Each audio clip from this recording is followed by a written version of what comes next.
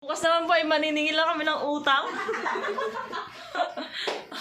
Back to normal naman kami bukas. Tapos na mo kami at uwi na kami guys. Ano ba Yung mga kasama namin, oy, bukas maniningil na tayo Maniningil lang kami kasi kahapon nag-enjoy kami hanggang ngayon. Yeah, makikita ko na naman sila bukas. So ngayon guys, mamaya uwi na kami. Ipapakita ko muna sa inyo guys yung labas ng balkonahe ng dito sa kwarto namin. Labas tayo. Yan. Sobrang lakas ng hangin. Ito yung labas ng balkonahe namin. Ito sa kabila, inaayos pa nila. Pag natapos nila, sobrang ganda na yan dito. Yan. Tara, maglakad-lakad tayo konti. Yan. Para akong mauulog dito.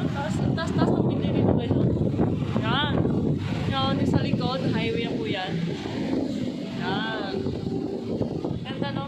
Lakas ng hangin dito. Tignan yung lakas ng hangin. Yan. Yan. Nasa likod kasi kami yung harap doon. Nandun yung nandun yung harap. Andun yung pool. Napakaganda. At maraming pwedeng liguan doon. Hindi lang 2, 4 4 or 5. May pang bata rin na pwedeng paliguan doon.